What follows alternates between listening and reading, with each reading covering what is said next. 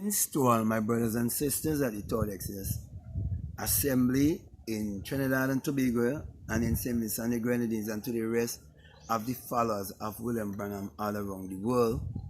I really want to reach out to you this morning as I'm seated here in my backyard this early morning, feeling so calm and collective, and knowing that I've been producing so much value to the rest of humanity, and many have been helped, and how much I've reached so many people all around the world.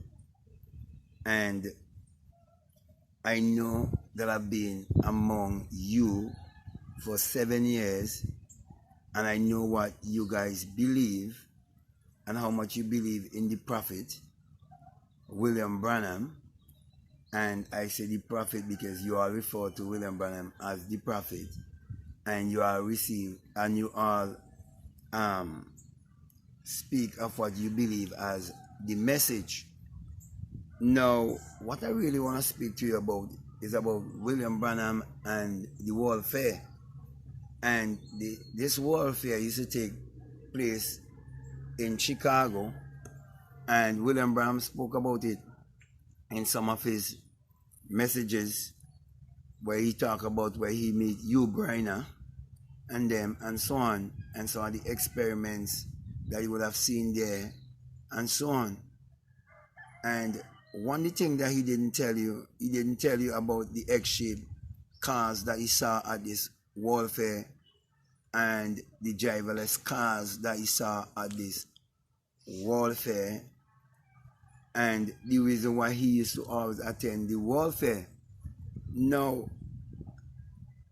I know the things that I'm going to say can be very much disheartening to you, having grown up in the message, if you grew up in the message, or if you have believed in the message. So I want to say that I know how you would feel, and I know how anyone would feel having a certain belief all their life and coming to hear someone saying that all that they were believing is not true. It's a brainwash. It's very hard. But I'm encouraging you to listen to me with an open mind. Now, all of us, especially those of us who grew up in the Caribbean islands and people in Africa and countries that they refer to as third world countries, because of colonialism and because of the way how the system is set up, many of us were taught to believe in a God outside of ourselves from a very young age when we go to school. Okay? But I teach that the Bible addresses the human mind and must be interpreted psychologically. That the Bible is not literal, neither is the Bible secular history. For the Bible was written symbolically, and it have no reference to anyone that existed thousands of years ago, or to any actual event that took place upon earth thousands of years ago. From Genesis 1 to Revelation 22, it all addresses the human psyche. And that is why I've been telling you from the beginning that the message of William Branham, it had two sides. It had the esoteric and the esoteric and the exoteric. The exoteric was fed to you, but the esoteric was kept from you. And the reason for that, it is because those who are behind the system that want to keep you in a perpetual state of mental slavery, they give you secular Christianity and they hold to spirituality. Spirituality is where you must come to realize that you are actually a spirit having a human experience, and that God is your imagination, which is the creator in man. For everything in this world that was made, it was first a thought, it was first an idea, it was first imagined. That is why in St. John 1:3 it says that all things were made by him, and without him was not anything made that was made. That him is not a man 2,000 years ago. That him is a personification of the human imagination. So what they did to you, they take Jesus, which is an idol, and they put that name to the greatest experience that you can have, which is the experience of your Christ self, coming to yourself, your Christ consciousness. Because everything is energy, vibration, and frequency. So you vibrate to a certain frequency, where you come to discover your true identity to be your divinity. And that's where you come into Christ of. And I'm speaking from experience. For hadn't it been, I would have gotten the birth, I experienced the birth from the skull and understand the true virgin birth. I wouldn't have been here speaking to you, my brothers and my sisters. As a matter of fact, I just finished last night. I woke up around 2 a.m. in the morning and I wrote until 5 a.m. I was finishing up the 9th chapter of my book called The Secret Vagina. And I have, which is basically the secret portal, the portal of which you will come through when you have the new birth, the birth from above, the birth from the skull, where you would hear the unearthly wind, okay, and you would ascend like a fire being and understand what it means when it says Moses lifted up the serpent in the wilderness, so shall the Son of Man be lifted up. You come into your ascension and understand that you descended into generation and must ascend into regeneration. Also, you come to understand that Moses meant to be drawn out of the water. You were drawn out of the water. You was in a basket in your mother's womb where you were surrounded by water. Most of the body is water, okay? Because Moses meant to be born and you came into this world in slavery, where your body is a slave to the mind, okay? I can go on and on with this whole Moses story to show you. And so it is until you get an experience you come to realize when you shall change from mortal to immortality in a twinkling of an eye. And that twinkling of an eye is an opening of an eye, because you would literally awake out of the dream of life and found this life to be a dream. Okay, and that's when you would understand when you say you shall change from mortal to immortality in a twinkling of an eye. That's why everything I'm saying here to you is not theory, it's what I would have experienced. You see, so when you hear people like Brother Vin saying that they get baptized by fire, it's not true.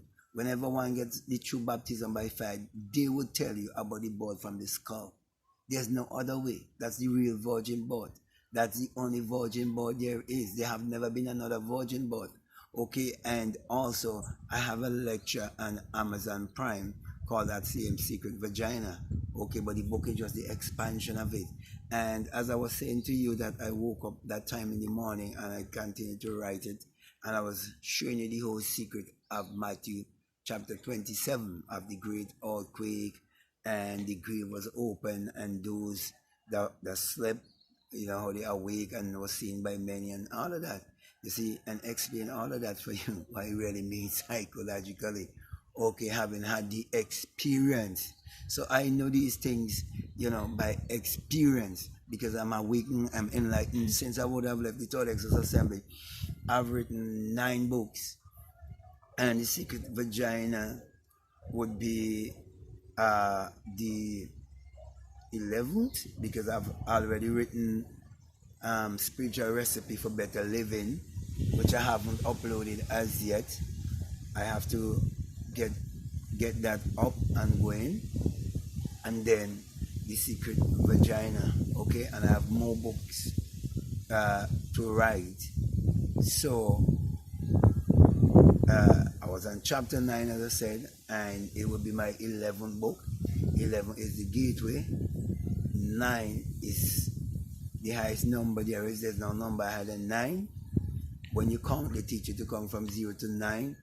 And that is a language right there. That's a secret language. That's a divine language I don't want to go into. Okay, so even the mathematics you've done in school, it's a divine language.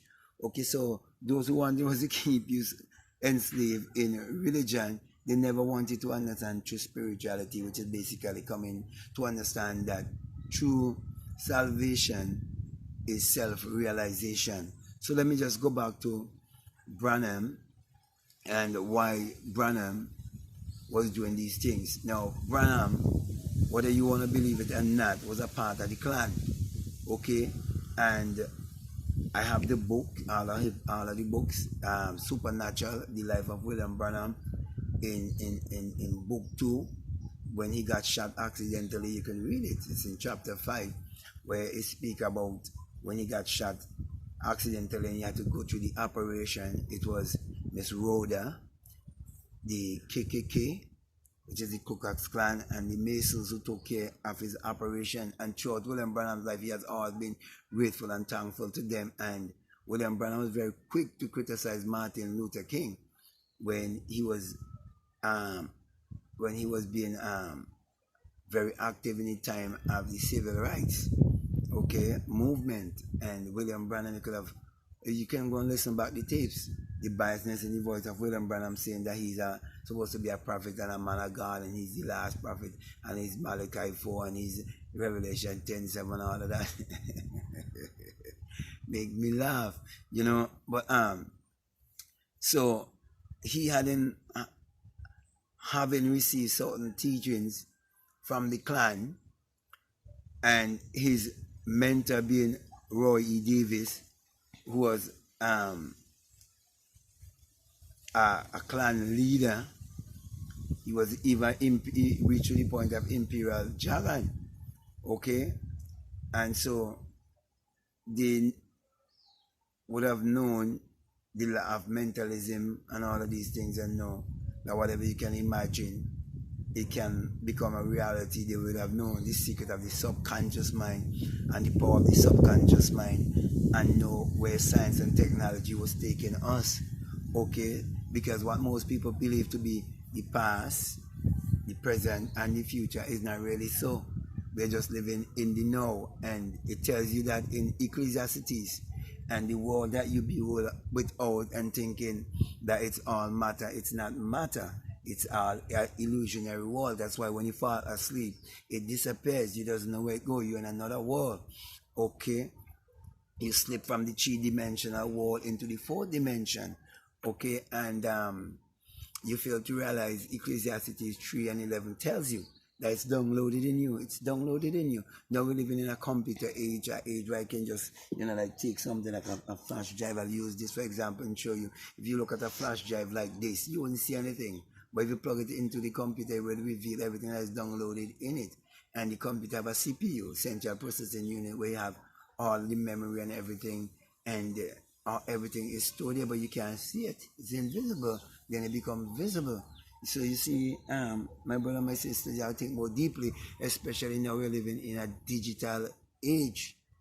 So basically, William Branham would have gone to the World Fair and know all of these things that will happen and tell you them as if he's telling you some sort of prophecy. But you realize that everything that you've accomplished in your life is a self-fulfillment prophecy. It's a self-fulfilled prophecy. The cell phone, it's a prophecy fulfilled. The camera I'm looking through, it's a prophecy fulfilled. The glasses right here on my face, it's a prophecy fulfilled. The clothes that I'm wearing, it's a prophecy fulfilled. The money, everybody that goes to the Third Exodus Assembly and everybody who believes in the message of William Branham, they work for money. Okay? And money is a fulfillment. A prophecy is prophecy fulfilled. Let me tell you, when I say prophecy fulfilled, what I mean. Okay? Habakkuk 2 tells you to write down the vision, put it on tablet, make it plain, which means you have to be definite about what you want, and say, though it tarries, remember it's for an appointed time, but it is sure. That's how I manifest all the things that I desire in this world, and that's how I want to teach you to desire, to manifest also, and that's the only how you can manifest also, and that's how you've been manifesting everything you ever own in your life that you went on your knees and prayed to a God outside of yourself and believe it was a God in the sky, a man who existed 2,000 years ago that grant your request. Is not so. You are creating your reality, but you're doing it unconsciously. All I'm doing is teaching people all around the world how to create their reality consciously, by having them to understand that the Bible is a spiritual autobiography. So, yes, as I was saying, that William Branham used to be going to the World Fair and know the things that would happen, and then come and tell you that you will have driverless cars, and people seeing driverless cars now say, oh, fulfillment the prophecy. William Branham would have read Nostradamus, all of them, and Nostradamus don't speak about virus and all of that, even the name of the virus. And William Branham was talking all these things, and people say, yeah, that's the prophet, not the man of God. You understand? And not knowing that I could use my imagination to run a healing ministry all around the world if I want to. Okay? But I'm using my imagination creatively. I'm using my imagination to help to uplift the rest of humanity. That is why I've progressed so much after I would have left the Third Exodus Assembly, after I would have left the message of William Branham, and I would have gone beyond William Branham while my brother and my sisters are still on Hurricane Mountain, just spinning tap in the mud, going round and round in circles, till Brother Vane come to the place where I would have prophesied a year before that his ministry is over.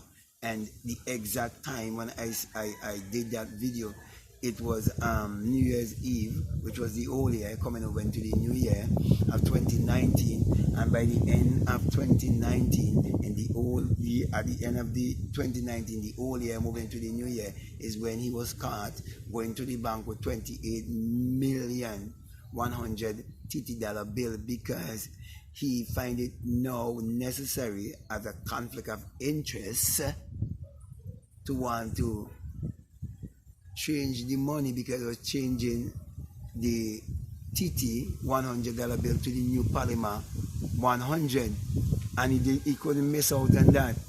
Okay, so he was avoiding the bank, chanting the system all the time, avoiding the bank, because he know that if you give a man a gun, he could rob a bank, but if you give a man a bank, he could rob the wall. He knows that. Brother Vane knows that.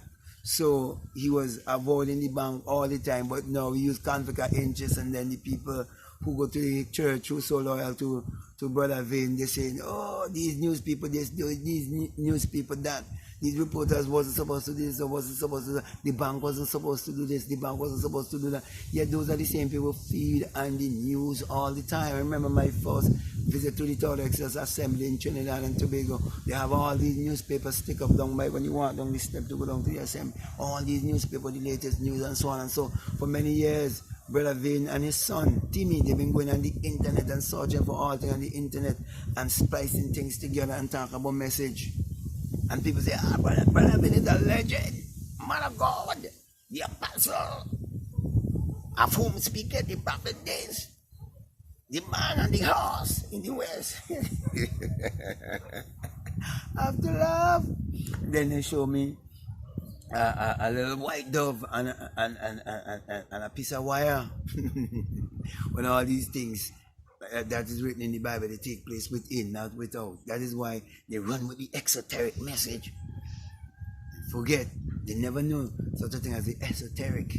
You understand? So they never come into true self-realization. Everybody depending on Vane. When the other ministers preach during the Torrex's Assembly, I mean, the congregation don't even pay them mind.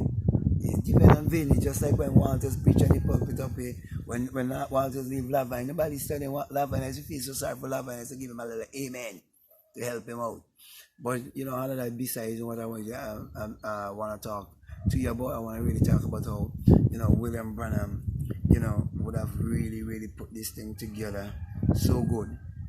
And that now the grandson of the pastor, Willard Collins, who used to run the Jeffersonville Branham Tabernacle, they all realized that the things that William Branham talked about as prophecy, and Los Angeles is going to sing before Billy Paul become an old man, they know a giant psychology, and the people who can't think for themselves, especially people of this complexion who've been given Christianity, which is a whitewash of their true spirituality.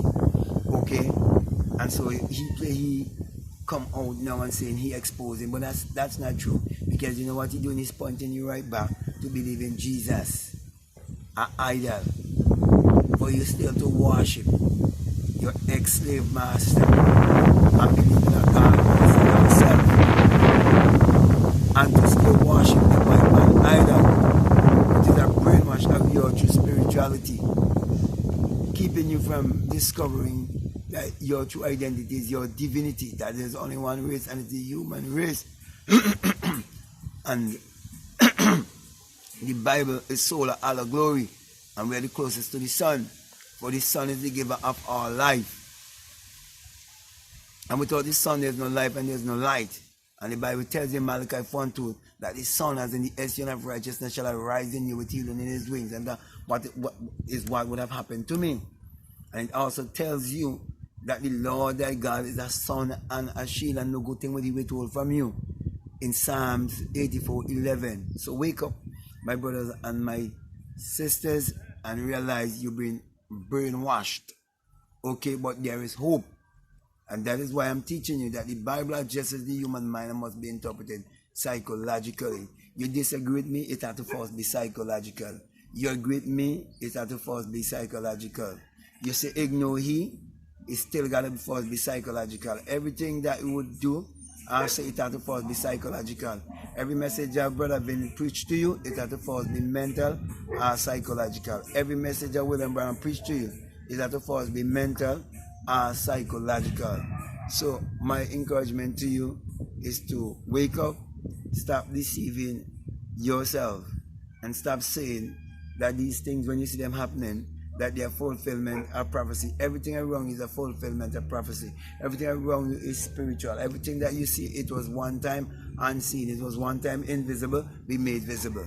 And it being made visible here because it had to first be a desire, it had to first be a thought. And the thought manifests itself, okay, by you putting action to that which you can't see. And you understand faith, the substance of things hoped for, and the evidence of things not seen. And that's how everything came into being, okay? And that's what it means when you say the word became flesh and we handle him. Which means you can contact that which you so desire before that you didn't have. By the five senses. You desire to have a business, then you end up and have the business. You desire to have a certain vehicle, and you have that vehicle. That's what the pastor Exodus did. And he get the wrangler from the guy. Okay? I can go on and on and on. You see? So that's how everything came into the world, my brother and my sisters. Okay? Everything that you depend upon, that you say that God provide for you, you chase it back, is a man who created. What a thought. And believe in the invisible, believe in the thought. That's why everything that you depend upon in this world that is great and mighty, it never come from a Christian. It never came from a Christian. There's no Christian inventor. Tell me of a great Christian inventor that you know of.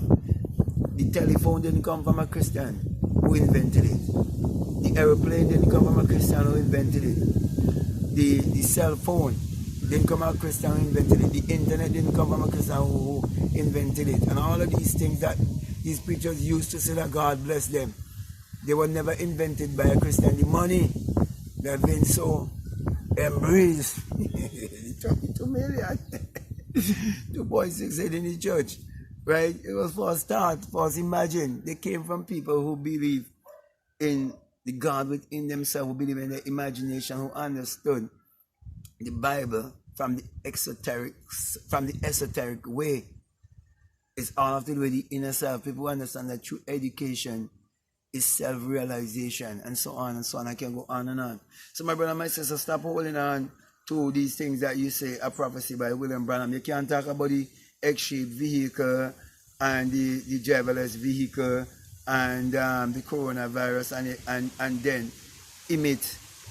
We talk about Los Angeles gonna sink and all of these other things. So my brother and my sisters, this is my message of love to you. Encourage you to wake up, and I know that I'm storing up the food for you. Many of you will ignore the truth that I'm bringing to you now, but I know that you're gonna come, you're gonna run to it, and you're gonna feast on it, and you're gonna ask yourself, how could I be so stupid? You wasn't stupid. We were all brainwashed from little children, okay? Because the very first 7 to 8 years of your life is when your subconscious mind wide open, like that. And whatever you put into your subconscious mind, the Bible says, once you train up a child in that way, when you grow older, they won't depart from it. It's all have to do with your subconscious mind. Because the Bible is all about mind science. So wake up, my brother and my sisters. That's my message to you. Thank you. Love you very much. See you another time. Peace.